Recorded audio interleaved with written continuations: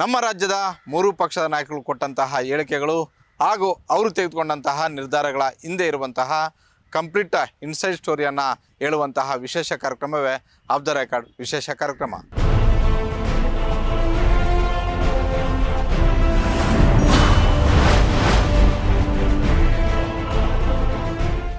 ಕಳೆದ 6 ದಿನಗಳಿಂದ ರಾಜ್ಯ ರಾಜಕಾರಣದಲ್ಲಿ ಬಣ ಬಡಿದಾಟ ಮತ್ತಷ್ಟು ಜೋರಾಗಿದೆ.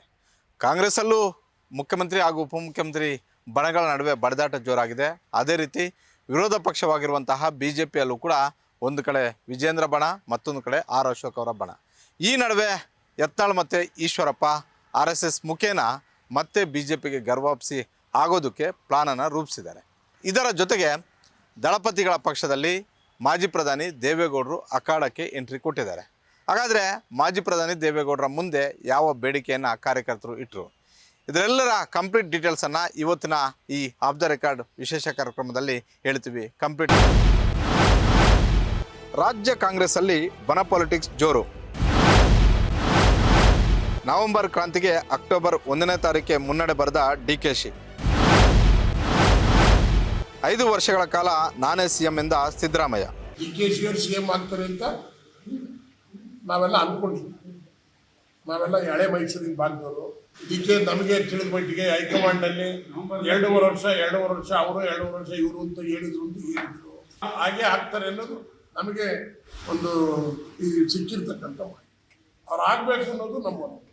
ಇವತ್ತೇನಾದರೂ ಕಾಂಗ್ರೆಸ್ ಪಕ್ಷ 140 ಸೀಟ್ ತೆಗೆದುಕೊಂಡಿದೆ ಅಂದರೆ ಅವರ ಶ್ರಮ, ಭಾಳಷ್ಟು ಶ್ರಮ ಇದೆ ಅನ್ನೋದನ್ನು ಪ್ರತಿಯೊಬ್ಬ ನಾಯಕರು ಹೇಳ್ತಾರೆ. ಹಾಗಾಗಿ ಅವ್ರಿಗೆ ಸ್ಥಾನಮಾನ ಕೊಡೋಂಥದ್ದು ಹೈಕಮಾಂಡ್ ಅವರು ನಿರ್ಧಾರ ಮಾಡಬೇಕು. ಒಂದು ದಿನ ಅಲ್ಲ ಒಂದು ದಿನ ಅವರು ಮುಖ್ಯಮಂತ್ರಿ ಆಗಬೇಕು ಅನ್ನೋದು ನಾವೆಲ್ಲ ಅಪೇಕ್ಷೆ ಪಡ್ತೇವೆ.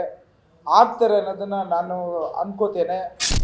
ನವೆಂಬರ್ ಕ್ರಾಂತಿ, ನವೆಂಬರ್ ಬದಲಾಗ್ತಾರೆ. ಶಿವರಾಮೇಗೌಡರು ಹೇಳಿದ್ದಾರೆ ಸರ್. ಶಿವರಾಮೇಗೌಡರು ಸಮೇತ ಎಲ್ಲರೂ ಕೂಡ DK ಶಿವಕುಮಾರ್ CM ಆಗ್ತಾರೆ ಅಂತ ಹೇಳಿ ಶಿವರಾಮೇಗೌಡರು ಹೇಳಿದ್ದಾರೆ ಸರ್. ಅದನ್ನ ಹೇಳ್ತಾ ಇರ್ತಾರೆ. ಯಾಕಂದ್ರೆ ನವೆಂಬರ್ಗೆ 2.5 ವರ್ಷ ಆಗುತ್ತಲ್ಲ, ಆ ಥರ ನಾನೇನು ಹೇಳಿದ್ದೀನಿ ಅಂತಂದ್ರೆ ಹೈಕಮಾಂಡ್ನವರು ಏನು ತೀರ್ಮಾನ ಮಾಡ್ತಾರೆ ಅದಕ್ಕಂತ ನಡ್ಕೋಬೇಕು ಎಲ್ಲರೂ ಅಲ್ವಾ. Whatever the high command decides we have to go by it. ಮತ್ತೆ ಇನ್ನೂ 2 ವರ್ಷ ಇರ್ತೀರಿ. ಇನ್ನೂ 2.5 ವರ್ಷ ಇರ್ತೀವಿ. ಮುಖ್ಯಮಂತ್ರಿ ಸಿದ್ದರಾಮಯ್ಯ ಹಾಗೂ ಉಪಮುಖ್ಯಮಂತ್ರಿ DK ಶಿವಕುಮಾರ್ ಅವರ ಬಣಗಳ ನಡುವೆ ಮುಖ್ಯಮಂತ್ರಿ ಗಾದಿಯ ಬಗ್ಗೆ ಪದೇ ಪದೇ ಚರ್ಚೆಗಳು ಆರಂಭ ಆಗ್ತಾ ಇದ್ದಾವೆ. ಒಂದು ಕಡೆ ಮುಖ್ಯಮಂತ್ರಿ ಸಿದ್ದರಾಮಯ್ಯ ಅವರ ಬಣದಲ್ಲಿ ಮುಖ್ಯಮಂತ್ರಿ ಸಿದ್ದರಾಮಯ್ಯ 5 ವರ್ಷ ಈ ಅವಧಿ ಕೂಡ ಕಂಪ್ಲೀಟ್ ಮಾಡ್ತಾರೆ ಅನ್ನುವಂಥ ಒಂದು ವಾದ ಇದ್ದರೆ, ಮತ್ತೊಂದು ಕಡೆ 2023 ವಿಧಾನಸಭಾ ಚುನಾವಣೆಯಲ್ಲಿ ಕಾಂಗ್ರೆಸ್ 136 ಸ್ಥಾನ ಗೆಲ್ಲೋದಕ್ಕೆ DK ಶಿವಕುಮಾರ್ ಅವರ ಪಾಲು ಕೂಡ ಹೆಚ್ಚಿದೆ. ಹೀಗಾಗಿ ಈ ಅವಧಿಯಲ್ಲೇ DK ಶಿವಕುಮಾರ್ ಅವರು ಕೂಡ ಮುಖ್ಯಮಂತ್ರಿ ಆಗಬೇಕು ಅನ್ನುವಂಥ ಒಂದು ವಾದವನ್ನು ಪದೇ ಪದೇ ಅವರ ಬೆಂಬಲಿಗರು ಇಡ್ತಾ ಇದ್ದಾರೆ. ಹೇಳಿ ಕೇಳಿ ಅಕ್ಟೋಬರ್ 1ನೇ ತಾರೀಕು ಈ ಹೇಳಿಕೆ DK ಶಿವಕುಮಾರ್ ಆಪ್ತರ ಬಾಯಲ್ಲಿ ಬಹಿರಂಗಗೊಂಡಿದೆ, ಸ್ಫೋಟಗೊಂಡಿದೆ. ಅದರಲ್ಲೂ DK ಶಿವಕುಮಾರ್ ಅವರ ಸಂಬಂಧಿ ಆಗಿರುವಂತಹ ಕುಣಿಗಲ್ ಶಾಸಕ ರಂಗನಾಥ್ ಅವರು ಪದೇ ಪದೇ ಈ ವಿಚಾರವನ್ನು ಹೇಳ್ತಾ ಇದ್ದಾರೆ. ಅಕ್ಟೋಬರ್ 1ನೇ ತಾರೀಕು ಕೂಡ ಸುದ್ದಿಗೋಷ್ಠಿ ಮಾಡಿ DK ಶಿವಕುಮಾರ್ ಮುಖ್ಯಮಂತ್ರಿ ಆಗಲೇಬೇಕು ಅಂತ ಹೇಳಿದ್ರು. ಅವತ್ತೇ ಅಕ್ಟೋಬರ್ 1ನೇ ತಾರೀಕೆ ಮಾಜಿ ಸಂಸದರಾದಂತಹ ಶಿವರಾಮೇಗೌಡರು ಯಾವ ಕಾರಣಕ್ಕೋಸ್ಕರ ಅವತ್ತೇ DK ಶಿವಕುಮಾರ್ ಅವರ ಪರ ಬ್ಯಾಟಿಂಗ್ ಆಡಿದ್ರು. ಹೈಕಮಾಂಡ್ ಸದ್ದಿಲ್ಲದೆ ಸಂದೇಶವೇನಾದರೂ ರವಾನೆ ಮಾಡ್ತಾ, ಇಲ್ಲವೇ DK ಶಿವಕುಮಾರ್ ಅವರೇ ತಮ್ಮ ಆಪ್ತರ ಬಾಯಲ್ಲಿ ಈ ಹೇಳಿಕೆಯನ್ನು ಕೊಡಿಸಿದ್ರ? ಈ ಚರ್ಚೆ ಈಗ ಸಿದ್ದರಾಮಯ್ಯವರ ಪಟಾಲಮಲ್ಲಿ ಹೆಚ್ಚು ಇನ್ಸೈಡಲ್ಲಿ ಚರ್ಚೆ ಆಗ್ತಾ ಇದೆ. ಕಳೆದ 6-7 ತಿಂಗಳಿಂದಲೂ ಕೂಡ 2 ವರ್ಷ ಕಂಪ್ಲೀಟ್ ಆದ ತಕ್ಷಣ ಸಿದ್ದರಾಮಯ್ಯವರು ಆ ಸ್ಥಾನದಿಂದ ಕೆಳಗಿಳಿತಾರೆ, DK ಶಿವಕುಮಾರ್ ಅವರು ಮುಖ್ಯಮಂತ್ರಿ ಆಗ್ತಾರೆ ಅನ್ನುವಂಥ ಒಂದು ಚರ್ಚೆ ಇತ್ತು. ಆದರೆ ಮೇ ಕಳಿತು, ಆದರೂ ಕೂಡ ಸಿದ್ದರಾಮಯ್ಯ ಆ ಸ್ಥಾನದಿಂದ ಕೆಳಗಿಳಿಲ್ಲ. ಕಾಂಗ್ರೆಸ್ ಹೈಕಮಾಂಡ್ ಸಣ್ಣ ಕ್ಲೂ ಕೂಡ ಕೊಡಲಿಲ್ಲ. ಈಗ DK ಶಿವಕುಮಾರ್ ಅವರ ಬಣದಲ್ಲಿ ಚರ್ಚೆ ಆಗ್ತಿರೋದೇನಂತ ಹೇಳಿದ್ರೆ, 2023 ವಿಧಾನಸಭಾ ಚುನಾವಣೆ ಆದ ತಕ್ಷಣ ದೆಹಲಿಯಲ್ಲಿ ಆದಂತಹ ಮಾತುಕತೆ ವಿಚಾರದಲ್ಲಿ ಮೊದಲ 2.5 ವರ್ಷ ಸಿದ್ದರಾಮಯ್ಯ CM, ಅದಾದ ಬಳಿಕ 2.5 ವರ್ಷ DK ಶಿವಕುಮಾರ್ ಅವರು CM ಆಗ್ತಾರೆ. ಹೀಗಾಗಿ ನೀವು ಹೋಗಿ ಅಧಿಕಾರವನ್ನು ಸ್ವೀಕಾರ ಮಾಡಿ ಅನ್ನುವಂಥ ಒಂದು ಸಂದೇಶವನ್ನು ಕೊಟ್ಟರು. ಈ ಹಿನ್ನೆಲೆಯಲ್ಲೇ ಸಿದ್ದರಾಮಯ್ಯ ಮತ್ತು DK ಶಿವಕುಮಾರ್ ದೆಹಲಿಯಿಂದ ಬಂದು ಒಬ್ಬರು ಮುಖ್ಯಮಂತ್ರಿ ಮತ್ತೊಬ್ಬರು ಉಪಮುಖ್ಯಮಂತ್ರಿಯಾಗಿ ಪ್ರಮಾಣ ವಚನವನ್ನು 2023 ಮೇ ತಿಂಗಳಲ್ಲಿ ತಗೊಂಡ್ರು. ನವೆಂಬರ್ 21ಕ್ಕೆ ಸಿದ್ದರಾಮಯ್ಯ ಮುಖ್ಯಮಂತ್ರಿಯಾಗಿ 2.5 ವರ್ಷ ಕಂಪ್ಲೀಟ್ ಆಗುತ್ತೆ. ಆಗ ಸಿದ್ದರಾಮಯ್ಯ ಆ ಸ್ಥಾನವನ್ನು ಬಿಟ್ಕೊಡ್ತಾರೆ ಅನ್ನುವಂಥ ಒಂದು ವಾದ DK ಶಿವಕುಮಾರ್ ಅವರ ಆಪ್ತ ಬಣದಲ್ಲಿ ಆಗ್ತಾ ಇರುವಂಥದ್ದು. ಹೀಗಾಗಿ ಅಕ್ಟೋಬರ್ 1ನೇ ತಾರೀಕಿಂದ ಇದು ಸರಿಯಾಗಿ ನಾವು ಪ್ಲಾನ್ ಮಾಡಿಕೊಂಡಿದ್ದಾದರೆ ನವೆಂಬರ್ ಅಂತ್ಯಕ್ಕೋ ಇಲ್ಲವೇ ಡಿಸೆಂಬರ್ ಅಂತ್ಯಕ್ಕೆ ಕೊನೆಯದಾಗಿ ಕಾಂಗ್ರೆಸ್ ಹೈಕಮಾಂಡ್ ಎಂಟ್ರಿ ಕೊಟ್ಟು ಸಿದ್ದರಾಮಯ್ಯ ಅವರನ್ನು ಆ ಸ್ಥಾನದಿಂದ ಕೆಳಗಿಳಿಸ್ಬೋದು, ನಮ್ಮ ಬಾಸ್ ಮುಖ್ಯಮಂತ್ರಿ ಆಗ್ತಾರೆ ಅನ್ನುವಂತಹ ಒಂದು ರೀತಿಯಲ್ಲಿ ಪ್ಲಾನ್ ಮಾಡಿಕೊಂಡು ಡಾಕ್ಟರ್ ರಂಗನಾಥ್ ಮತ್ತು ಎಲ್ಲರೂ ಶಿವರಾಮೇಗೌಡ ಸೇರಿದಂತೆ DK ಶಿವಕುಮಾರ್ ಅವರ ಬಣದಲ್ಲಿ ಈ ಹೇಳಿಕೆಗಳು ಬರ್ತಾ ಇರುವಂಥದ್ದು ನಿಜ. ಹಾಗಂದ ಮಾತ್ರಕ್ಕೆ ಹಾಗಾದರೆ KPCC ಶಿಸ್ತು ಸಮಿತಿ ಸುಮ್ಮನಿತ್ತ ಅಂತ ಹೇಳಿದ್ರೆ ಖಂಡಿತವಾಗಿಯೂ ಕೂಡ ಸುಮ್ಮನಿರಲಿಲ್ಲ. KPCC ಶಿಸ್ತು ಸಮಿತಿ ಉಭಯ ನಾಯಕರಿಗೂ ನೋಟಿಸನ್ನು ಜಾರಿ ಮಾಡಿದೆ. KPCC ಶಿಸ್ತು ಸಮಿತಿ ಆಗಿರ್ಬೋದು, BJPಯ ಶಿಸ್ತು ಸಮಿತಿ ಆಗಿರ್ಬೋದು, ನೋಟಿಸ್ಗಳು ಯಾವಾಗ ಕೊಡ್ತಾರೆ, ಅದರ ಮೇಲೆ ಎಷ್ಟೆಷ್ಟು ಕ್ರಮಗಳಾಗ್ತವೆ ಅನ್ನುವಂಥದ್ದನ್ನು ನಾವು ನೋಡಿದ್ವಿ. ಒಂದು ರೀತಿ ಶಿಸ್ತು ಸಮಿತಿ ಅಂತ ಹೇಳಿದ್ರೆ, ಡಿಸಿಪ್ಲಿನರಿ ಕಮಿಟಿ ಅಂತ ಹೇಳಿದ್ರೆ ಅದು ಅಲ್ಲು ಕಿತ್ತ ಹಾವು ಅನ್ನುವಂಥದ್ದು ಪದೇ ಪದೇ ಸಾಬೀತಾಗಿದೆ. ಹೀಗಾಗಿ ಅದಕ್ಕೆ ಹೆಚ್ಚು ಮನ್ನಣೆ ಕೊಡದೇನೆ ರಾಜ್ಯ ಕಾಂಗ್ರೆಸ್ಸಲ್ಲಿ ಈ ಚರ್ಚೆ ಅದೇ ರೀತಿಯಲ್ಲಿ ಮುಂದುವರೆದಿದೆ. ಈಗ ಸಿದ್ದರಾಮಯ್ಯವರ ಬಣದಲ್ಲಿ ಆಗ್ತಿರುವಂಥ ಒಂದು ಚರ್ಚೆಯೇ ಬೇರೆ. ಸಿದ್ದರಾಮಯ್ಯವರ ಬಣದಲ್ಲಿ ಶತಾಯ ಗತಾಯ ಈ ಅವಧಿ ಕಂಪ್ಲೀಟ್ ಮಾಡಲೇಬೇಕು. ಯಾವಾಗ DK ಶಿವಕುಮಾರ್ ಅವರ ಬಣದಿಂದ ಅಕ್ಟೋಬರ್ 1ನೇ ತಾರೀಕಿಗೆ ಈ ಹೇಳಿಕೆಗಳು ಬಂದವೋ, ಸಿದ್ದರಾಮಯ್ಯ ಸೇರಿದಂತೆ ಸಿದ್ದರಾಮಯ್ಯ, ಮಹದೇವಪ್ಪ, ಸತೀಶ್ ಜಾರಕಿಹೊಳಿ, ಪರಮೇಶ್ವರ್ ಸೇರಿದಂತೆ ಇಡೀ ದೊಡ್ಡ ಪಟಾಲಂ ಒಂದು ಸಭೆ ಮಾಡಿದೆ. ಆ ಸಭೆಯಲ್ಲಿ ಪ್ಲಾನ್ A ಏನಿರಬೇಕು, ಪ್ಲಾನ್ B ಏನಿರಬೇಕು, ಈ ಚರ್ಚೆ ಇವತ್ತು ನಿನ್ನೆದಲ್ಲ, ಕಳೆದ 1 ವರ್ಷದಿಂದಲೂ ಕೂಡ ಸಿದ್ದರಾಮಯ್ಯವರ ಬಣದಲ್ಲಿ ಆಗಿಂದಾಗೆ ಆಗ್ತಲೇ ಇದೆ. ಈಗ ಮತ್ತೊಮ್ಮೆ ನಾಯಕತ್ವ ವಿಚಾರ ಚರ್ಚೆ ಆಗ್ತಿದೆ. ಹೀಗಾಗಿ ಮತ್ತೊಮ್ಮೆ ಈ ಸಭೆ ಆಗಿದೆ ಅನ್ನುವಂಥ ಒಂದು ಮಾಹಿತಿ ಗ್ಯಾರಂಟಿ ನ್ಯೂಸ್ಗೆ ಉನ್ನತ ಮೂಲಗಳಿಂದ ಗೊತ್ತಾಗಿರುವಂಥದ್ದು. ಗ್ಯಾರಂಟಿಗಳನ್ನು ಯಥಾವತ್ತು ಅನುಷ್ಠಾನ ಮಾಡಿದ್ದೀವಿ, ಜಾರಿ ಮಾಡಿದ್ದೀವಿ, ಯಾವುದೇ ಸಮಸ್ಯೆ ಇಲ್ಲದೆ ಪ್ರತಿ ತಿಂಗಳು ಕೂಡ ಗ್ಯಾರಂಟಿಗಳಿಗೆ ಹಣವನ್ನು ಒದಗಿಸ್ತಾ ಇದ್ದೀವಿ. ಹೀಗಾಗಿ ಈ ಸಂದರ್ಭದಲ್ಲಿ ಅಷ್ಟು ಸುಲಭವಾಗಿ ಇರುವಂತಹ ಈ ಅವಕಾಶವನ್ನು ಬಿಟ್ಕೊಡ್ಬಾರ್ದು. ಹೀಗಾಗಿ ಸಿದ್ದರಾಮಯ್ಯ ಮೈಸೂರಲ್ಲಿ ಭಾಳಷ್ಟು ಸ್ಪಷ್ಟವಾಗಿ ಮತ್ತೊಮ್ಮೆ ಪುನರುಚ್ಚಾರ ಮಾಡಿದ್ರು, ನಾನು ಅಲ್ಪಾವಧಿ CM ಅಲ್ಲ, ಈ ಅವಧಿಯನ್ನು ಕೂಡ ನಾನು ಕಂಪ್ಲೀಟ್ ಮಾಡ್ತೀನಿ, ಪೂರ್ಣಾವಧಿ CM ಅಂದರೆ ನಾನು ಅಷ್ಟು ಸುಲಭಕ್ಕೆ ಅಧಿಕಾರವನ್ನು ಬಿಟ್ಕೊಡೋದಿಲ್ಲ ಅನ್ನುವಂಥದ್ದನ್ನು ಸ್ಪಷ್ಟವಾಗಿ ಸಿದ್ದರಾಮಯ್ಯವರು ಹೇಳಿಬಿಟ್ಟಿದ್ದಾರೆ. ಇದು ಒಂದು ರೀತಿ DK ಶಿವಕುಮಾರ್ ಅವ್ರಿಗೂ ಒಂದು ಸಂದೇಶ. ಅದೇ ರೀತಿ DK ಶಿವಕುಮಾರ್ ಅವರ ಹೆಸರು ಮುಂದ್ಗಡೆ ಬಿಟ್ಟು ಹಿಂದ್ಗಡೆ ಯಾರು ಪ್ಲಾನ್ ಮಾಡ್ತಿದ್ರು, ಯಾರು ವರ್ಕೌಟ್ ಮಾಡ್ಕೊಳ್ತಿದ್ರು ಅವ್ರಿಗೂ ಕೂಡ ನೇರವಾಗಿ ಒಂದು ಸಂದೇಶವನ್ನು ರವಾನೆ ಮಾಡಿದ್ದಾರೆ. ಇದರ ಬೆನ್ನಲ್ಲೇ ಕಾಂಗ್ರೆಸ್ ಹೈಕಮಾಂಡ್ ಎಂಟ್ರಿ ಕೊಟ್ಟಿದೆ. ನಾಯಕತ್ವ ವಿಚಾರ ಚರ್ಚೆ ಆಗೇ ಇಲ್ಲ ಅನ್ನುವಂಥದ್ದನ್ನು ಸುರ್ಜೇವಾಲಾ ಮತ್ತೊಮ್ಮೆ ಸ್ಪಷ್ಟಪಡಿಸಿದ್ದಾರೆ. ಅಂದರೆ ಬಹುತೇಕ ಸಿದ್ದರಾಮಯ್ಯ ಅವ್ರನ್ನ ಅಷ್ಟು ಸುಲಭವಾಗಿ ಕಾಂಗ್ರೆಸ್ ಹೈಕಮಾಂಡ್ ಇಳಿಸೋದಕ್ಕೆ ಮಾನಸಿಕವಾಗಿ ಇವತ್ತು ರೆಡಿ ಇಲ್ಲ, ಈ ಕ್ಷಣದಲ್ಲಿ ರೆಡಿ ಇಲ್ಲ ಅನ್ನುವಂಥದ್ದನ್ನು ಸ್ಪಷ್ಟವಾಗಿ ಹೇಳಿದ್ದಾರೆ. ಹಾಗಂದ ಮಾತ್ರಕ್ಕೆ ಸಿದ್ದರಾಮಯ್ಯ ಅವ್ರಿಗೇನು 5 ವರ್ಷ ಕಾಲ ಗ್ಯಾರಂಟಿ ಕೊಟ್ಟಂಗೆ ಯಾರೂ ಕೂಡ ಬರ್ಕೊಟ್ಟಿಲ್ಲ. ಆದರೆ ಯಾವ ಕ್ಷಣಕ್ಕೆ, ಯಾವ ಕಾಲಕ್ಕೆ, ಯಾವ ನಿರ್ಧಾರವನ್ನು ಕಾಂಗ್ರೆಸ್ ಹೈಕಮಾಂಡ್ ತೆಗೆದುಕೊಳ್ಳುತ್ತೆ ಅನ್ನೋದ್ರ ಮೇಲೆ ಸಿದ್ದರಾಮಯ್ಯ ಆ ಸ್ಥಾನದಲ್ಲಿ ಎಷ್ಟು ಜನ ಉಳಿತಾರೆ, ಎಷ್ಟು ವರ್ಷ ಉಳಿತಾರೆ ಅನ್ನುವಂಥದ್ದು ಕೂಡ ಗೊತ್ತಾಗುತ್ತೆ. ಆದರೆ ಸದ್ಯಕ್ಕೆ ಸಿದ್ದರಾಮಯ್ಯ ಮತ್ತು ಅವ್ರ ಟೀಮಲ್ಲಿ ಚರ್ಚೆ ಏನಾಗ್ತಿದೆ ಅಂತ ಹೇಳಿದ್ರೆ, DK ಶಿವಕುಮಾರ್ ಅವ್ರಿಗೆ ಅಷ್ಟು ಸುಲಭವಾಗಿ ಈ ಸ್ಥಾನ ಸಿಗಬಾರ್ದು. ಹೀಗಾಗಿ ಸಿದ್ದರಾಮಯ್ಯ ಆಗಿರ್ಬೋದು, ಸತೀಶ್ ಜಾರಕಿಹೊಳಿ ಅವರಾಗಿರ್ಬೋದು, ಜಾರ್ಜ್ ಆಗಿರ್ಬೋದು, ಪರಮೇಶ್ವರ್ ಆಗಿರ್ಬೋದು, ಮಹದೇವಪ್ಪ ಆಗಿರ್ಬೋದು, ಹಲವು ಹಿರಿಯ ನಾಯಕರು ಸಿದ್ದರಾಮಯ್ಯ ಅವರ ಬೆನ್ನಿಗೆ ನಿಂತಿದ್ದಾರೆ. ಒಂದು ವೇಳೆ ನಾಳೆ ಬೆಳಗ್ಗೆ ಕಾಂಗ್ರೆಸ್ ಹೈಕಮಾಂಡ್ ಯಾವುದಾದ್ರೂ ಬೇರೆ ನಿರ್ಧಾರ ತೆಗೆದುಕೊಂಡ್ರೆ ನನ್ನ ಹಿಂದೆ ಇರುವಂತಹ ಈ ಶಾಸಕರ ಶಕ್ತಿ ಕಾಂಗ್ರೆಸ್ ಪಕ್ಷವನ್ನು ಬುಡಮೇಲು ಮಾಡುತ್ತೆ ಅನ್ನುವಂಥ ಒಂದು ಸಂದೇಶವನ್ನು ಕೂಡ ರವಾನೆ ಮಾಡ್ಬೋದು. ಹಾಗಂದ ಮಾತ್ರಕ್ಕೆ ಸಿದ್ದರಾಮಯ್ಯ ಹೇಳಿದ ತಕ್ಷಣ ಎಲ್ಲ ಶಾಸಕರು ಬರ್ತಾರೆ ಅಂತಲ್ಲ. ಆದರೆ ಸದ್ಯದ ಮಟ್ಟಿಗೆ ರಾಜ್ಯ ಕಾಂಗ್ರೆಸ್ಸಲ್ಲಿ ಇವತ್ತಿಗೂ ಕೂಡ ಸಿದ್ದರಾಮಯ್ಯ ಅವರ ಜೊತೆಗೆ ಶಾಸಕರ ಸಂಖ್ಯಾಬಲ ಜಾಸ್ತಿ ಇರೋದ್ರಿಂದ ಕಾಂಗ್ರೆಸ್ ಹೈಕಮಾಂಡು ಕೂಡ ಅಷ್ಟು ಸುಲಭವಾಗಿ ಸಿದ್ದರಾಮಯ್ಯ ಅವರನ್ನು ಬಿಟ್ಟುಕೊಡುವಂಥ ಒಂದು ಪರಿಸ್ಥಿತಿ ಇಲ್ಲ. ಅದೇ ರೀತಿ DK ಶಿವಕುಮಾರ್ 2023 ವಿಧಾನಸಭಾ ಚುನಾವಣೆಯಲ್ಲಿ ಕಾಂಗ್ರೆಸ್ ಪಕ್ಷವನ್ನು ಸಂಘಟನೆ ಮಾಡಿ 136 ಸ್ಥಾನ ಬರೋದಕ್ಕೆ ಅವರ ಪಾತ್ರ ಇದ್ದರೂ ಕೂಡ DK ಶಿವಕುಮಾರ್ ಮೇಲೆ ಒಂದಷ್ಟು ಅಪವಾದಗಳು ಇತ್ತೀಚೆಗೆ ಜಾಸ್ತಿ ಆಗ್ತಾ ಇದ್ವು. ಒಂದು ಕಡೆ ಅವರ ಪಕ್ಷದ ನಿಷ್ಠೆ ಬಗ್ಗೆ ಯಾರೂ ಕೂಡ ಪ್ರಶ್ನೆ ಮಾಡುವ ರೀತಿ ಇಲ್ಲ. ಆದರೆ ಇತ್ತೀಚೆಗೆ ಅವರು ತೆಗೆದುಕೊಂಡಂತಹ ಒಂದು ನಿರ್ಧಾರಗಳು, ವಿಧಾನಸಭೆ ಒಳಗಡೆ ಅವರು RSS ಗೀತೆಯನ್ನು ಆಡಿದ್ದು, ಇದು ಕಾಂಗ್ರೆಸ್ ಹೈಕಮಾಂಡ್ ಕೆಂಗಣ್ಣಿಗೆ ಗುರಿಯಾಗೋದಕ್ಕೂ ಕೂಡ ಕಾರಣವಾಗಿದೆ. ಕಾಂಗ್ರೆಸ್ ಹೈಕಮಾಂಡ್ ಅಸಮಾಧಾನಕ್ಕೂ ಕೂಡ ಕಾರಣ ಆಗಿದೆ. ಹೀಗಾಗಿ DK ಶಿವಕುಮಾರ್ ಅವ್ರಿಗೆ ಇಷ್ಟು ದಿನಗಳ ಕಾಲ ಕಾಂಗ್ರೆಸ್ ಹೈಕಮಾಂಡ್ ಬಳಿ ಇದ್ದಂತಹ ಒಳ್ಳೆಯ ಹೆಸರೇನಿತ್ತು, ಅದು ಅಷ್ಟು ಒಳ್ಳೆಯ ಹೆಸರಿಲ್ಲ. ಅದನ್ನು ಸಿದ್ದರಾಮಯ್ಯ ಮತ್ತು ಅವರ ಟೀಮ್ ಯಾವ ರೀತಿಯಾಗಿ ಸಂದೇಶ ರವಾನೆ ಮಾಡಬೇಕಾಗಿತ್ತೋ ಆ ಸಂದೇಶವನ್ನು ರವಾನೆ ಮಾಡೋದರಲ್ಲಿ ಸಿದ್ದರಾಮಯ್ಯ ಮತ್ತು ಅವರ ಟೀಮ್ ಯಶಸ್ವಿಯಾಗಿದೆ. ಹೀಗಾಗಿ DK ಶಿವಕುಮಾರ್ ಅವ್ರಿಗೆ ಅಷ್ಟು ಸುಲಭವಾಗಿ ಆ ಸ್ಥಾನದ ಒಂದು ದಾರಿ ಕಾಣ್ತಾ ಇಲ್ಲ. ಹಾಗಂದ ಮಾತ್ರಕ್ಕೆ DK ಶಿವಕುಮಾರ್ ಆಗೋದೇ ಇಲ್ಲ ಅಂತಲೂ ಕೂಡ ಹೇಳ್ತಿಲ್ಲ. ಕಾಂಗ್ರೆಸ್ ಹೈಕಮಾಂಡ್ ಒಂದು ವೇಳೆ ಮನಸ್ಸು ಮಾಡಿದ್ದೆ ಆದರೆ DK ಶಿವಕುಮಾರ್ ಅವರು ಏಪ್ರಿಲ್ ಬಳಿಕವೋ ಮೇ ಬಳಿಕವೋ, ಅಂದರೆ ಸಿದ್ದರಾಮಯ್ಯ 3 ವರ್ಷ ಕಂಪ್ಲೀಟ್ ಆದ ಬಳಿಕ ಸಿದ್ದರಾಮಯ್ಯ ಅವರನ್ನು ಮನವೊಲಿಸಿ ಆ ಸ್ಥಾನಕ್ಕೆ ಡಿ ಕೆ ಶಿವಕುಮಾರ್ ಅವರನ್ನ ತರ್ಬೋದು. ಹೀಗಾಗಿ ಡಿ ಕೆ ಶಿವಕುಮಾರ್ ಬಣದಲ್ಲಿ ಡಿ ಕೆ ಶಿವಕುಮಾರ್ ನವೆಂಬರ್ ತಿಂಗಳಲ್ಲೇ ಮುಖ್ಯಮಂತ್ರಿ ಆಗ್ತಾರೆ ಅನ್ನುವಂಥ ಒಂದು ವಾದ ಶುರುವಾದ ಸಂದರ್ಭದಲ್ಲೇ ಸಿದ್ದರಾಮಯ್ಯ ಅವರ ಬಣದಲ್ಲಿ ಪೂರ್ಣಾವಧಿ ಸಿ ಎಂ ಅನ್ನುವಂಥ ಒಂದು ಚರ್ಚೆ ಆರಂಭವಾಗಿದೆ. ಸಿದ್ದರಾಮಯ್ಯ ಅವರ ಬಾಯಲ್ಲೇ ಅದು ಬಂದಿದೆ. ಅದರ ಜೊತೆಗೆ ಸುರ್ಜೇವಾಲಾ ಅವರೇ ಒಂದು ಕ್ಲಾರಿಟಿ ಕೊಟ್ಟಿದ್ದಾರೆ, ನಾಯಕತ್ವ ಬದಲಾವಣೆ ಇಲ್ಲ ಅನ್ನುವಂಥದ್ದು. ಆದರೆ ಡಿ ಕೆ ಶಿವಕುಮಾರ್ ಅವರ ಬಣದಲ್ಲಂತೂ ಈ ವಾದ ಇನ್ನೂ ಕೂಡ ನಿಲ್ತಿಲ್ಲ. ಇದರ ಜೊತೆಗೆ ಕಾಂಗ್ರೆಸ್ ಹೈಕಮಾಂಡ್ ತಲೆಯಲ್ಲಿದೆ. ಕಾಂಗ್ರೆಸ್ ಹೈಕಮಾಂಡ್ ವರಿಷ್ಠ ನಾಯಕರು ಹೇಳ್ತಿದ್ದಾರೆ, ಸಿದ್ದರಾಮಯ್ಯ ಅವರನ್ನು ಬದಲಾವಣೆ ಮಾಡುವಂಥದ್ದು ಇಲ್ಲವೇ ಮುಂದುವರಿಸುವಂಥದ್ದು ಕಾಂಗ್ರೆಸ್ ಹೈಕಮಾಂಡ್ ಕೈಯಲ್ಲಿದೆ ಅಂತ. ಸದ್ಯದ ಮಟ್ಟಿಗೆ ಸಿದ್ದರಾಮಯ್ಯ ಅವರನ್ನು ಅಷ್ಟು ಸುಲಭವಾಗಿ ಬದಲಾವಣೆ ಮಾಡೋದಕ್ಕೆ ಆಗೋದಿಲ್ಲ. ಒಂದು, ಅವರಿಗೆ ರಾಜ್ಯಾದ್ಯಂತ ಇರುವಂತಹ ವರ್ಚಸ್ಸು, ಮತ್ತೊಂದು ಶಾಸಕರ ಸಂಖ್ಯಾಬಲ, ಮಗದೊಂದು ಡಿ ಕೆ ಶಿವಕುಮಾರ್ ಅವರ ಪರವಾಗಿ ಹೆಚ್ಚು ಶಾಸಕರಿಲ್ಲ.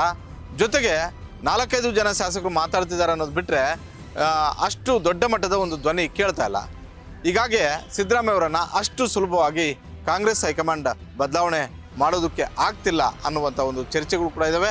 ಇದೇ ರೀತಿಯಾದಂಥ ಒಂದು ರಿಸಲ್ಟ್ ಬೇಕು ಅಂತ ಸಿದ್ದರಾಮಯ್ಯ ಯಾವಾಗ ರಾಜಕೀಯ ದಾಳಗಳನ್ನು ಉಳಿಸ್ಬೇಕೋ, ಯಾವಾಗ ರಾಜಕೀಯ ಪಟ್ಟುಗಳನ್ನು ಹಾಕಬೇಕೋ ಆ ಎಲ್ಲ ಪಟ್ಟುಗಳನ್ನು ಕೂಡ ಸಿದ್ದರಾಮಯ್ಯ ಅವರು ಹಾಕ್ತಾ ಇದ್ದಾರೆ. ಸಂಪುಟ ಪುನರಚನೆಗೆ ಡೆಡ್ಲೈನ್ ಕೊಟ್ಟ ಹೈಕಮಾಂಡ್. ಸಿದ್ದು ಫಾರ್ಮುಲಾ ಏನು? ಫಾರ್ಮುಲಾ ಒಪ್ಪದಿರುವುದೇಕೆ? ಮುಖ್ಯಮಂತ್ರಿ ಸಿದ್ದರಾಮಯ್ಯ ಅವರಿಗೆ ಪರಮೋಚ್ಚ ಅಧಿಕಾರವನ್ನು ಕೊಟ್ಟಿದ್ದರು, ಪರಮಾಧಿಕಾರವನ್ನು ಕೊಟ್ಟಿದ್ದರು. ಸಂಪುಟ ಪುನರಚನೆ ನಿಮ್ಮ ವಿವೇಚನೆಗೆ ಬಿಟ್ಟಂತಹ ಒಂದು ವಿಚಾರ. ನೀವು ಯಾವ ಕ್ಷಣದಲ್ಲಿ ಬೇಕಿದ್ರೂ ಕೂಡ ಸಂಪುಟ ಪುನರಚನೆ ಮಾಡಿ ಅಂತ. ಇದನ್ನು ನಾನು ಹೇಳ್ತಿಲ್ಲ. ಈ ಹಿಂದೆ ಹಲವು ಬಾರಿ ಸಿದ್ದರಾಮಯ್ಯವರ ಆರ್ಥಿಕ ಸಲಹೆಗಾರರಾದಂತಹ ಬಸವರಾಜ ರಾಯರೆಡ್ಡಿ ಅವರು ಪದೇ ಹೇಳಿದರು. ಕಳೆದ 2 ವರ್ಷದಲ್ಲಿ ಯಾರೆಲ್ಲ ಸಚಿವರು ಸರಿಯಾಗಿ ಕೆಲಸ ಮಾಡಿದ್ರು, ಒಂದು ಕಡೆ ಪಕ್ಷ ಸಂಘಟನೆ ವಿಚಾರ ಆಗಿರ್ಬೋದು, ಮತ್ತೊಂದು ಕಡೆ ಸರ್ಕಾರದಲ್ಲಿ ಅವ್ರಿಗೆ ಕೊಟ್ಟಿರುವಂತಹ ಇಲಾಖೆ ಆಗಿರ್ಬೋದು, ಯಾರು ಸರಿಯಾಗಿ ನಿಭಾಯಿಸಿಲ್ವೋ ಅಂಥವರನ್ನು ತೆಗೆದುಹಾಕಿ ಅದೇ ಸಮುದಾಯಕ್ಕೆ ಅದೇ ಜಿಲ್ಲೆಗೆ ಅವಕಾಶಗಳನ್ನು ಮಾಡಿಕೊಡ್ಬೇಕು ಅನ್ನುವಂಥ ಒಂದು ಬೇಡಿಕೆ ಇವತ್ತು ನಿನ್ನೆದ್ದಲ್ಲ, ಕಳೆದ 1 ವರ್ಷದಿಂದಲೂ ಕೂಡ ಈ ಬೇಡಿಕೆ ಇದ್ದೇ ಇತ್ತು. ಅದರಲ್ಲೂ ಈ ಬಾರಿ 136 ಶಾಸಕರಲ್ಲಿ ಬಹುತೇಕ ಹಿರಿಯರು ಹೆಚ್ಚಾಗಿ ಗೆದ್ದು ಬಂದಿದ್ದಾರೆ. ಅದೇ ರೀತಿ ಯುವಕರಿಗೂ ಕೂಡ ಹೆಚ್ಚು ಅವಕಾಶಗಳು ಕೊಡಬೇಕು. ಮುಂದೆ ಪಕ್ಷವನ್ನು ಇನ್ನಷ್ಟು 20 ವರ್ಷಗಳ ಕಾಲ ಸದೃಢವಾಗಿ ಕಟ್ಟಬೇಕು ಅನ್ನೋದಾದರೆ ಯುವ ಪಡೆಗೆ ಹೆಚ್ಚು ಮನ್ನಣೆ ಕೊಡಬೇಕು. ಅದು ಸಂಘಟನೆ ಆಗಿರ್ಬೋದು, ಸರ್ಕಾರದ ಮಟ್ಟದಲ್ಲಾಗಿರ್ಬೋದು, ಯುವಕರಿಗೆ ಹೆಚ್ಚು ಅವಕಾಶಗಳನ್ನು ಕೊಡಿ ಅನ್ನುವಂಥ ಒಂದು ಒತ್ತಾಯ 1 ವರ್ಷದಲ್ಲೂ ಕೂಡ ಮಾಡ್ತಾ ಬರ್ತಲೇ ಇದ್ದರು. ಅದರಲ್ಲೂ ಹಲವು ಹಿರಿಯ ಶಾಸಕರು ದೆಹಲಿ ಮಟ್ಟದವರೆಗೂ ಕೂಡ ಹೋಗಿ ಮಲ್ಲಿಕಾರ್ಜುನ ಖರ್ಗೆ, ಸುರ್ಜೇವಾಲಾ, ವೇಣುಗೋಪಾಲ್ ಸೇರಿದಂತೆ ಹಲವು ನಾಯಕರನ್ನು ದೆಹಲಿ ಮಟ್ಟದಲ್ಲೂ ಒತ್ತಡ ಹಾಕ್ತಿದ್ರು. ಅದೇ ರೀತಿ ಬೆಂಗಳೂರಿಗೆ ಬಂದಾಗಲೂ ಕೂಡ ಇದೇ ಒತ್ತಡಗಳನ್ನು ಅವ್ರ ಮೇಲೆ ಹಾಕುವಂಥ ಒಂದು ಕೆಲಸವನ್ನು ಮಾಡಿದ್ರು. ಆದರೆ ಕಾಂಗ್ರೆಸ್ ಹೈಕಮಾಂಡ್ ಹೇಳ್ತಿದ್ದು, ಸಿದ್ದರಾಮಯ್ಯ ಅವ್ರಿಗೆ ಆ ಅಧಿಕಾರವನ್ನು ಕೊಟ್ಟಿದ್ದೀವಿ, ಸಿದ್ದರಾಮಯ್ಯ ಅವ್ರಿಗೆ ಯಾವಾಗ ಬೇಕು ಅನಿಸುತ್ತೋ ಆ ಸಂದರ್ಭದಲ್ಲಿ ಸಂಪುಟ ಪುನರಚನೆ ಮಾಡ್ಬೋದು ಅನ್ನುವಂಥದ್ದನ್ನು ಅವ್ರಿಗೆ ಹೇಳಿ ಕಳಿಸ್ತಾ ಇದ್ರು. ಈಗ ಇದು ಸುಸಮಯ ಅನ್ನುವಂಥದ್ದು ಹಲವು ಹಿರಿಯ ಶಾಸಕರ ಸಲಹೆ. ಆದರೆ ಸಿದ್ದರಾಮಯ್ಯವರ ಯೋಚನೆ, ಸಿದ್ದರಾಮಯ್ಯವರ ಮನಸ್ಸಲ್ಲಿರೋದೇ ಬೇರೆ ರೀತಿ ಇದೆಯಂತೆ. 2026 ಮೇ 21ಕ್ಕೆ ಸರ್ಕಾರ ರಚನೆಯಾಗಿ 3 ವರ್ಷ ಕಂಪ್ಲೀಟ್ ಆಗುತ್ತೆ. ಆಗ ಯಾರ ರಿಪೋರ್ಟ್ ಕಾರ್ಡ್ ಸರಿ ಇಲ್ವೋ, ಯಾರು ಇಲಾಖೆಯಲ್ಲಿ ಸರಿಯಾಗಿ ಸಕ್ರಿಯವಾಗಿಲ್ವೋ, ಆತ ಜಿಲ್ಲಾ ಮಟ್ಟದಲ್ಲಿ ಪಕ್ಷ ಸಂಘಟನೆ ಕೂಡ ಸಕ್ರಿಯವಾಗಿಲ್ವೋ ಅಂಥವರನ್ನು ತೆಗೆದುಹಾಕಿ ಆ ಸ್ಥಾನಕ್ಕೆ ಬೇರೊಬ್ಬರನ್ನು ತರಬೇಕಾಗಿರುವಂಥ ಒಂದು ಅನಿವಾರ್ಯ ಸ್ಥಿತಿಯಲ್ಲಿ ನಾನಿದ್ದೀನಿ.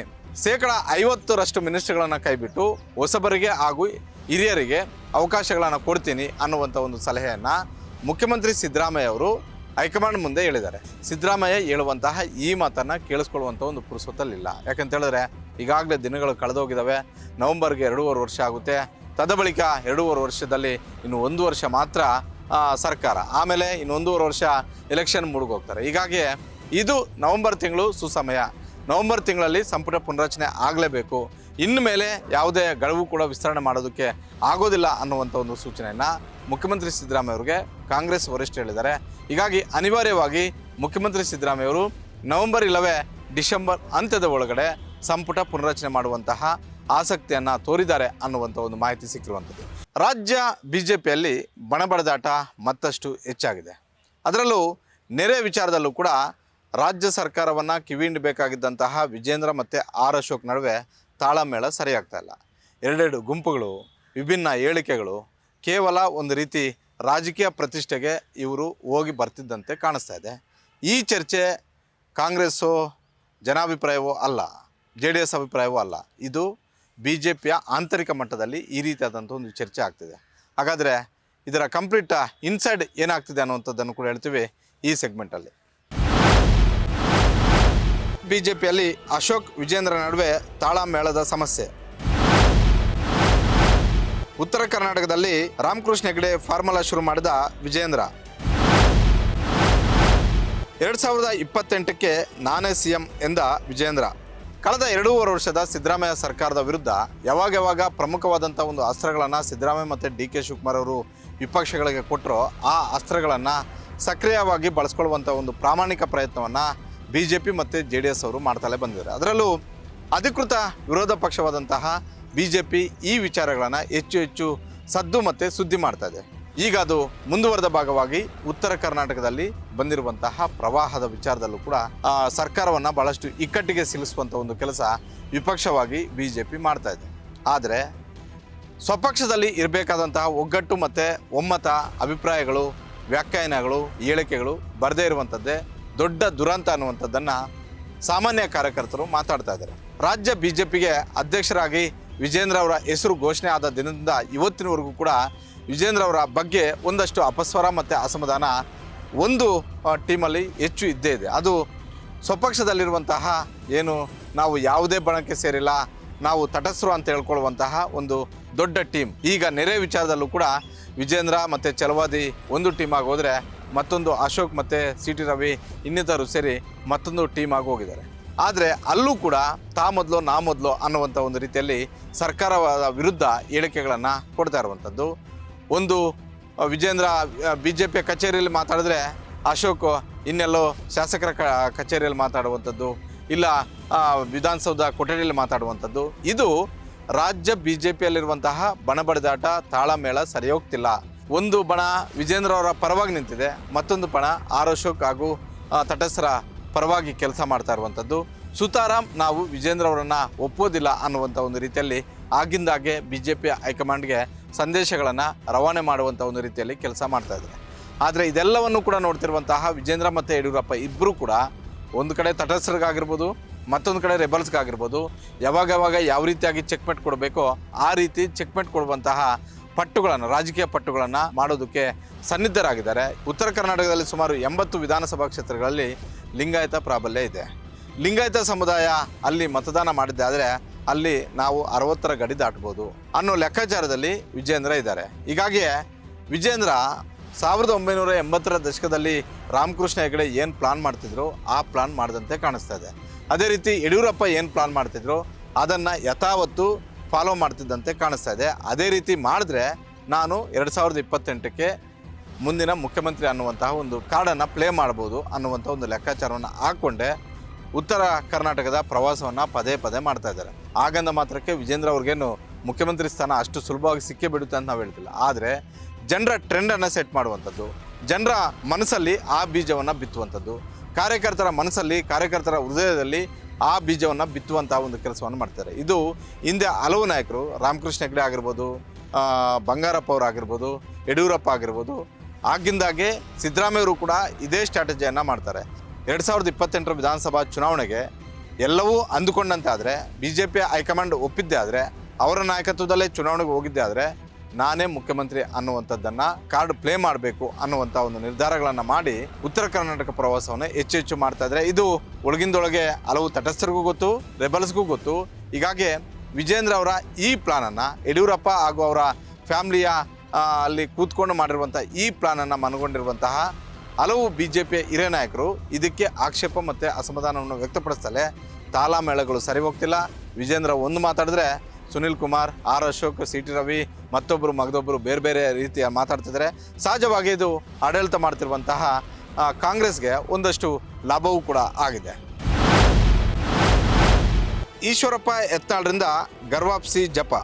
ರಾಜ್ಯ BJPಯಲ್ಲಿ ವಿಜೇಂದ್ರ ಅವರನ್ನು ವಿರೋಧ ಮಾಡ್ತಿದ್ದಂತಹ ಯತ್ನಾಳ್ ಮತ್ತು ಈಶ್ವರಪ್ಪ ಇಬ್ಬರು ಕೂಡ ಈಗ BJPಯಿಂದ ಉಚ್ಚಾಟನೆಗೊಂಡಿದ್ದಾರೆ. BJPಯಿಂದ ಹೊರಗಡೆ ಇದ್ದು ರಾಜಕಾರಣವನ್ನು ಮಾಡ್ತಾ ಇದ್ದಾರೆ. ನಮ್ಮ ವಿರೋಧ ಏನಿದ್ರು ಯಡಿಯೂರಪ್ಪ ಮತ್ತು ಅವರ ಕುಟುಂಬ ರಾಜಕಾರಣದ ವಿರುದ್ಧವೇ ಬಿಟ್ಟರೆ ರಾಜ್ಯ BJP ಆಗಲಿ ಕೇಂದ್ರ BJP ನಾಯಕತ್ವದ ಬಗ್ಗೆ ನಮ್ಮ ವಿರೋಧ ಇಲ್ಲ ಅನ್ನುವಂಥದ್ದನ್ನು ಪದೇ ಹೇಳುವಂತಹ ಕೆಲಸವನ್ನು ಮಾಡ್ತಾಯಿದ್ದಾರೆ.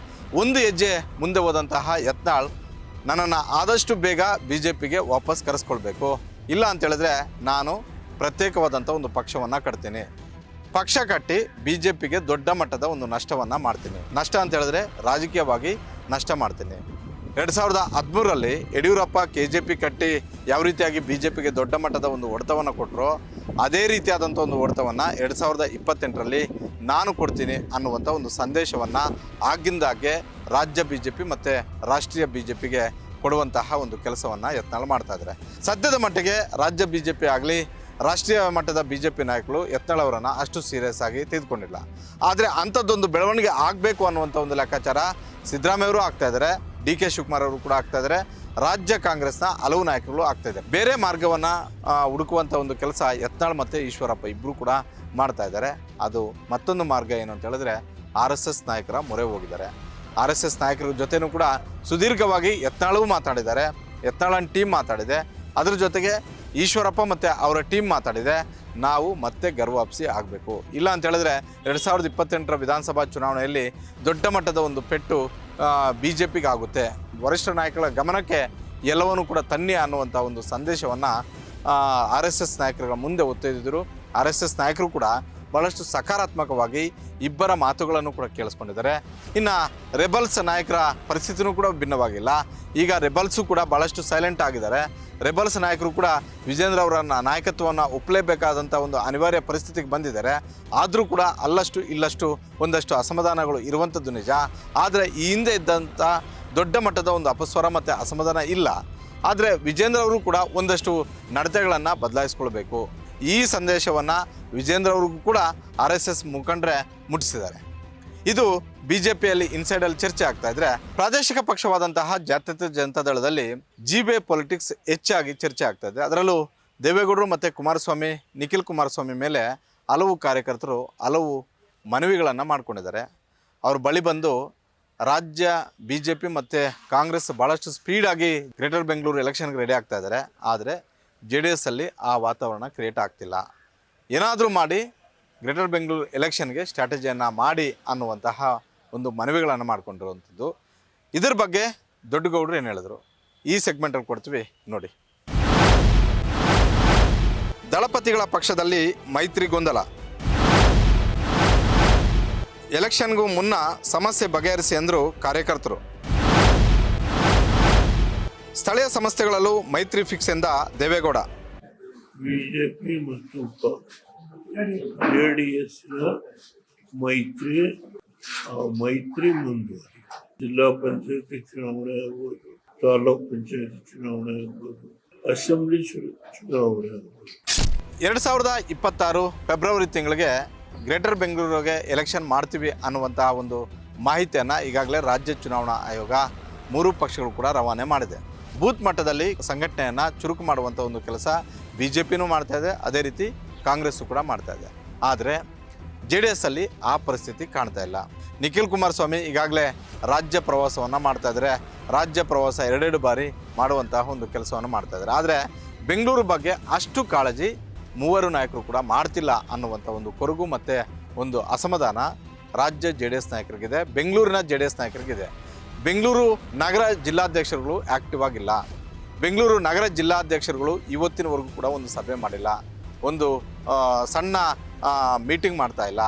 ವಾರ್ಡ್ ಇರಲಿ ಒಂದಷ್ಟು ಪ್ರಮುಖ ಮುಖಂಡಗಳನ್ನು ಕರೆದು GBAಗೆ ಯಾವ ರೀತಿಯಾಗಿ ರೆಡಿ ಆಗಬೇಕು ಅನ್ನುವಂಥ ಒಂದು ಸಭೆಯನ್ನು ಕೂಡ ಮಾಡ್ತಿಲ್ಲ ಅನ್ನುವಂಥ ಒಂದು ಅಸಮಾಧಾನವನ್ನು ಮಾಜಿ ಪ್ರಧಾನಿ ದೇವೇಗೌಡರು, ಮಾಜಿ ಮುಖ್ಯಮಂತ್ರಿ ಕುಮಾರಸ್ವಾಮಿ ಹಾಗೂ ನಿಖಿಲ್ ಕುಮಾರಸ್ವಾಮಿ ಅವರ ಮುಂದೆ ವ್ಯಕ್ತಪಡಿಸಿದ್ದಾರೆ. ಜೊತೆಗೆ GBA ಚುನಾವಣೆಗೆ ನಾವು ಮೈತ್ರಿಯಲ್ಲಿ ರೆಡಿ ಆಗಬೇಕಾ, ಇಲ್ಲ ಅಂತ ಹೇಳಿದ್ರೆ ಪ್ರತ್ಯೇಕವಾಗಿ ನಾವು ಸ್ಪರ್ಧೆ ಮಾಡಬೇಕಾ, ಇದನ್ನು ಒಂದು ಕ್ಲಾರಿಟಿ ಕೊಟ್ಬಿಡಿ. ಈ ಎಲ್ಲ ಅಹವಾಲನ್ನು ಸ್ವೀಕಾರ ಮಾಡಿದಂತಹ ಮಾಜಿ ಪ್ರಧಾನಿ ದೇವೇಗೌಡರು ಹಾಗೂ ಮಾಜಿ ಮುಖ್ಯಮಂತ್ರಿ ಕುಮಾರಸ್ವಾಮಿ ಅವರು ಬೆಂಗಳೂರಲ್ಲಿ ಸಂಘಟನೆ ಅಷ್ಟು ಸುಲಭ ಅಲ್ಲ. ನಾವು 2-3 ಕ್ಷೇತ್ರಗಳನ್ನು ಹೊರತುಪಡಿಸಿದ್ರೆ ಯಾವ ಕ್ಷೇತ್ರದಲ್ಲೂ ದೊಡ್ಡ ಮಟ್ಟದ ಒಂದು ಸಂಘಟನೆ ಇಲ್ಲ. ನಾವು ಎಲ್ಲ ವಾರ್ಡ್ಗಳಲ್ಲೂ ಅಭ್ಯರ್ಥಿಗಳನ್ನು ಹಾಕಿ ಕೈ ಸುಟ್ಕೊಳ್ಳೋದಕ್ಕಿಂತಲೂ ಗ್ರೇಟರ್ ಬೆಂಗಳೂರು ಚುನಾವಣೆಯನ್ನು ನಾವು ಮೈತ್ರಿ ಮಾಡಿಕೊಂಡೇ ಹೋಗೋಣ. 60 ಸ್ಥಾನಗಳಲ್ಲಿ ಅಭ್ಯರ್ಥಿಗಳನ್ನು ಹಾಕೋಣ. ಆ ಮುಖೇನ ನಾವು ಹೆಚ್ಚು ಸ್ಥಾನಗಳನ್ನು ಗೆಲ್ಲುವಂತಹ ಒಂದು ರೀತಿಯಲ್ಲಿ ಸ್ಟ್ರಾಟಜಿಯನ್ನು ಮಾಡಬೇಕು. ಈ ಪ್ಲಾನ್ ಅವರ ತಲೆಯಲ್ಲಿ ಬಂದಿರುವ ಕಾರಣ ಏನು ಅಂತ ಹೇಳಿದ್ರೆ 2024ರ ಆಂಧ್ರ ಪ್ರದೇಶ್ ಚುನಾವಣೆ ಅಂದರೆ ಪವನ್ ಕಲ್ಯಾಣ್ ಇಡೀ ರಾಜ್ಯಾದ್ಯಂತ ಪ್ರವಾಸ ಮಾಡಿದ್ರೂ ಕೂಡ ಆತ ಅಲ್ಲಿ ತೆಗೆದುಕೊಂಡಿದ್ದು ಕೇವಲ 23 ಸ್ಥಾನಗಳು ಮಾತ್ರ. ಚಂದ್ರಬಾಬು ನಾಯ್ಡು ಸುಮಾರು 40ರಿಂದ 50 ಟಿಕೆಟನ್ನು ನಾನು ಕೊಡ್ತೀನಿ, ನೀವು ಅಭ್ಯರ್ಥಿಗಳನ್ನು ಹಾಕಿ ಅನ್ನುವಂಥ ಒಂದು ಸಲಹೆಯನ್ನು ಕೊಟ್ಟರು. ಅವತ್ತು ಪವನ್ ಕಲ್ಯಾಣ್ ಅಷ್ಟು ಟಿಕೆಟನ್ನು ತೆಗೆದುಕೊಳ್ಳೋದಕ್ಕೆ, ಅಷ್ಟು ಅಭ್ಯರ್ಥಿಗಳನ್ನು ಹಾಕೋದಕ್ಕೆ ರೆಡಿ ಇರಲಿಲ್ಲ. ಆ ಗೆಲ್ಲುವಂತಹ ಶಕ್ತಿ ಇರುವಂತಹ ಆ 23 ಕ್ಷೇತ್ರಗಳಲ್ಲೂ ಕೂಡ ನೀವು ಟಿಕೆಟ್ ಕೇಳಬೇಡಿ, ನನಗೆ ಆ ಟಿಕೆಟನ್ನು ಕೊಡಿ ಅಂತ ಕೇಳಿ ಆ 23 ಕ್ಷೇತ್ರಗಳಲ್ಲಿ ಅಭ್ಯರ್ಥಿಗಳನ್ನು ಹಾಕಿ 100% ರಿಸಲ್ಟನ್ನು ತಗೊಂಡು ಬಂದರು. ಆಂಧ್ರ ಪ್ರದೇಶ ಪವನ್ ಕಲ್ಯಾಣ್ ಫಾರ್ಮುಲಾ ಏನಿತ್ತು ಅದನ್ನು ನಾವು ಗ್ರೇಟರ್ ಬೆಂಗಳೂರಲ್ಲಿ ಗೆಲ್ಲೋದ್ರ ಮುಖೇನ ಅಲ್ಲಿ ಮೈತ್ರಿ ಪಕ್ಷಗಳು NDA ಪಕ್ಷಗಳು ಅಧಿಕಾರವನ್ನು ಗಿಟ್ಟಿಸ್ಕೊಳ್ಬೇಕು ಅನ್ನುವಂಥ ಒಂದು ಲೆಕ್ಕಾಚಾರವನ್ನು ಮಾಜಿ ಪ್ರಧಾನಿ ಹಾಗೂ ಮಾಜಿ ಮುಖ್ಯಮಂತ್ರಿ ಕುಮಾರಸ್ವಾಮಿ ಅವರು ಹಾಕಿದರಂತೆ. ಅದನ್ನು ಯಾರೆಲ್ಲ ಮನವಿ ತೆಗೆದುಕೊಂಡು ಹೋಗಿದ್ರೋ ಅವರಿಗೆ ಒಂದು ಸ್ಪಷ್ಟವಾದಂಥ ಒಂದು ಸಂದೇಶವನ್ನು ರವಾನೆ ಮಾಡಿದ್ದಾರೆ. ಒಟ್ಟಾರೆ 3 ಪಕ್ಷದಲ್ಲೂ ಕೂಡ ಒಂದಷ್ಟು ಸಮಸ್ಯೆಗಳು ಇರುವಂಥದ್ದು ನಿಜ. ಈ ಸಮಸ್ಯೆಗಳನ್ನು ಯಾವ ರೀತಿಯಾಗಿ ಬಗೆಹರಿಸ್ಕೊಂಡು ಹೊರಗಡೆಗೆ ಬರ್ತಾರೆ ಅನ್ನುವಂಥದ್ದನ್ನು ಕಾದು ನೋಡಬೇಕಾಗಿದೆ.